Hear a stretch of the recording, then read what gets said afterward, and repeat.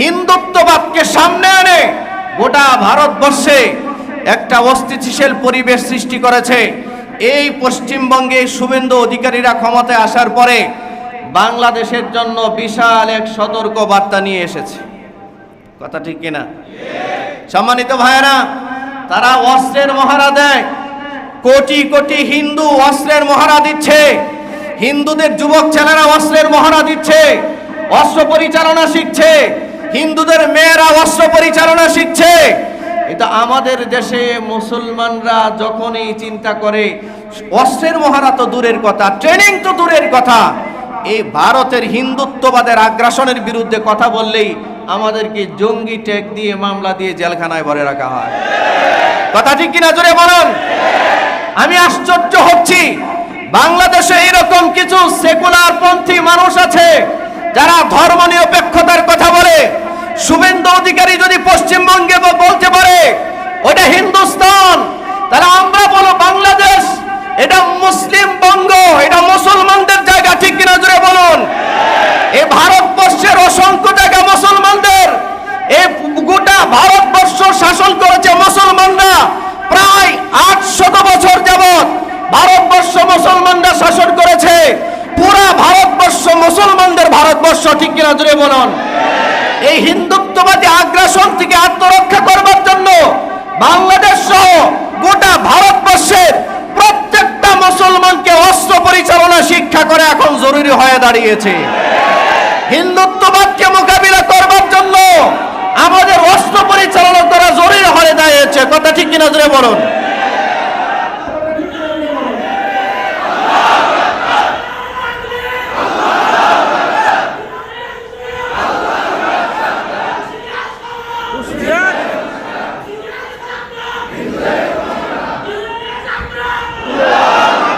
একটা জিনিস লক্ষ্য করতে হবে, বাংলাদেশ শান্তি শৃঙ্খলার একটা দেশ। কথা ঠিক কিনা? আপনারা যারা এখানে আছেন, আমি আমার জীবনে কোনোদিন দেখি নাই যে কোনো হিন্দুর বাড়িতে আক্রমণ হয়েছে। আমার জীবনে আমি দেখিনি। বাংলাদেশে কোনো হিন্দুর বাড়িতে আক্রমণ হয়েছে? ইসলাম কি কোনো ভিন্ন ধর্মের মানুষের বাড়ি ঘরে ইট পাটকেল নিক্ষেপ করা, তাদের ব্যবসা বাণিজ্যে আগুন দেওয়া, দোকানপাটে আগুন দেওয়া, বাড়ি ঘরে আগুন দেওয়া এবং তাদের ধর্মচর্চায় প্রতিবন্ধকতা সৃষ্টি করা, এটা কি আমাদের ধর্ম, শান্তির ধর্ম ইসলাম এটা অ্যালাউ করে? এটা কি সাপোর্ট করে? আমাদের ধর্ম সাপোর্ট করে না। কিন্তু ওরা ওদের ধর্ম দিয়া ওরা বলছে এটা হিন্দুস্তান, এখানে কোনো মুসলিম থাকতে পারবে না, ওখানে নাকি হিন্দুত্ববাদ চলবে। আমরাও ঘোষণা দিতে চাই গোটা ভারতবর্ষ এটা মুসলমানদের জায়গা। ঠিক কিনা জোরে বলুন। মুসলমানরা তারা তাদের বাপদাদাদের জায়গাকে স্বাধীন করবার জন্য গাজওয়ায়ে হিন্দের প্রস্তুতি নিতে হবে। গাজওয়াতুল হিন্দের প্রস্তুতি নিতে হবে। কারা কারা প্রস্তুত আছেন?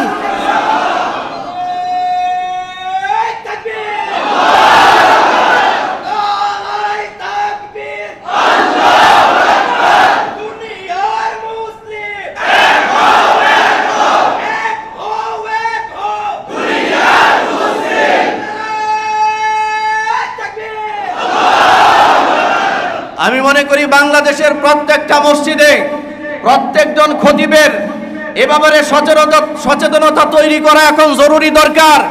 আমরা যদি সচেতন না হই, 56,000 বর্গ মাইল এই বাংলাদেশের ইঞ্চি ইঞ্চি জমি তারা দখল করে নেওয়ার জন্য পায়তারা করবে। ঠিক কিনা জোরে বলেন। বাংলাদেশ দখল করে নেওয়ার জন্য তারা হুমকি দিচ্ছে। আমরা শুভেন্দু অধিকারীদেরকে জানাতে চাই, আমরা এই অভিশপ্ত মালাউনদেরকে জানাতে চাই, এই মুশরিকদেরকে জানাতে চাই, যারা এখনো গরুর পেশাব পান করে, যারা এখনো গরুর গোবর খায়, এই সমস্ত অপবিত্রদেরকে জানাতে চাই আমাদের হৃদয়ে আমরা তাওহীদ লালন করি। ঠিক কিনা জোরে বলেন। আমাদের হৃদয়ে আমরা আল্লাহর একত্ববাদকে লালন করি। এই হিন্দুত্ববাদের নাপাকদেরকে আমরা জানাতে চাই বাংলাদেশের 56,000 বর্গ মাইলের প্রতিটা ইঞ্চি জমি হেফাজত করার জন্য আমরা আমাদের জীবন কুরবান করতে এক মুহূর্ত দ্বিধা করব না। ঠিক কিনা জোরে বলুন। এক মুহূর্ত দ্বিধা করব না। 1971 সালে আমরা যেমন পাকিস্তান থেকে এই সমস্ত জালিমদের থেকে বাংলাদেশকে স্বাধীন করেছি, বাংলাদেশের মানুষের 92% মুসলমানদের ঈমান আকীদা রক্ষা করার জন্য আরেকটা যুদ্ধের যদি প্রয়োজন হয় আমরা যুদ্ধ করব, শাহাদাত বরণ করব, তারপরেও বাংলাদেশের 56,000 বর্গ মাইলের 1 ইঞ্চি জমি আমরা কোনো হিন্দুত্ববাদী আগ্রাসনের কাছে ছেড়ে দিব না। এটা আমাদের স্পষ্ট ঘোষণা, ঠিক কিনা জোরে বলেন। এ ব্যাপারে আমাদের মজবুত ঈমান রাখতে হবে, সচেতন থাকতে হবে। ভারতীয় এই আগ্রাসনের বিরুদ্ধে, হিন্দুত্ববাদের এই আগ্রাসনের বিরুদ্ধে আমাদেরকে ঈমানি বলে বলিয়ান হতে হবে। কারা কারা প্রস্তুত আছেন ইনশাআল্লাহ? আল্লাহকে হাত উঠায় বলেন, আল্লাহ আপনি আমাদেরকে দেশ রক্ষার জন্য, ইসলাম রক্ষা করার জন্য 56,000 বর্গ মাইল বাংলাদেশের প্রতি ইঞ্চি জমিন রক্ষা করার জন্য আমাদেরকে আপনি কবুল করুন, আমিন। সম্মানিত ভাইয়েরা, অনেকে বলবেন যে হুজুর এই কথাগুলো জোরে বলার অর্থ কি?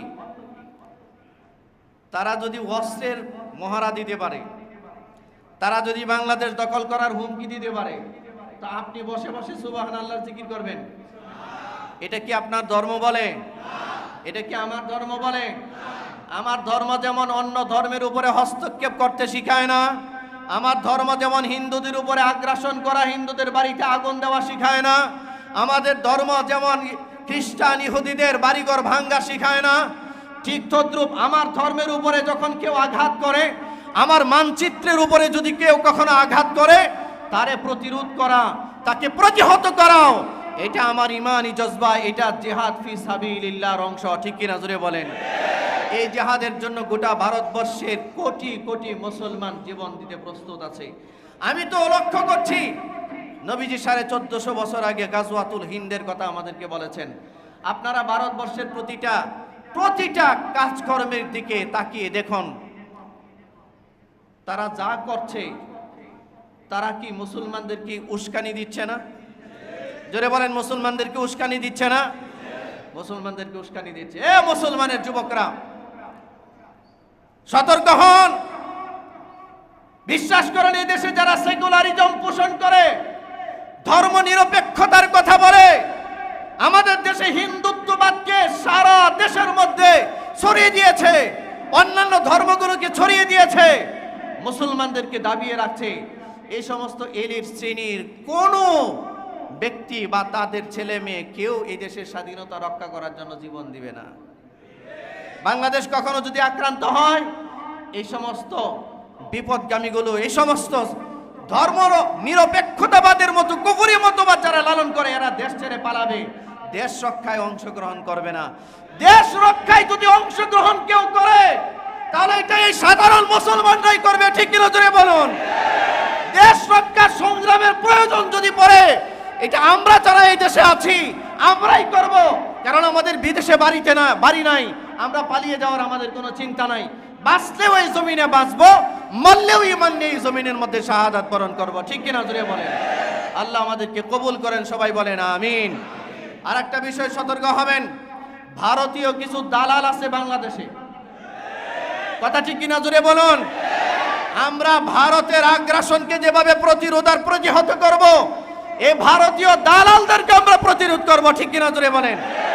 ভারতের পক্ষে কেউ যদি কথা বলে, ভারতের দালালি কেউ যদি করতে আসে, আমরা ওকে শায়েস্তা করার ব্যবস্থা নিব, শায়েস্তা করে পুলিশে দিব। কারণ কি জানেন, ভারত প্রেমী, ভারতের কোনো দালাল আমাদের দেশে থাকলে 71 সনে যেমন রাজাকারের তৈরি হয়েছিল, এরকম ভারতীয় রাজাকার তৈরি হয়েছে এই দেশে। 71-এ রাজাকারদের যেমন প্রতিরোধ আর প্রতিহত করতে হবে, ভারতীয় দালাল এই রাজাকারদেরকে প্রতিরোধ প্রতিহত করতে হবে। প্রস্তুত আছেন তো সবাই ইনশাআল্লাহ? আল্লাহ আমাদেরকে তৌফিক দান করুন, সকলে বলুন আমিন। ওয়া মা আলাইনা ইল্লাল বালাগ। যারা কাবলাল জুমা পড়েন নাই, কাবলাল জুমা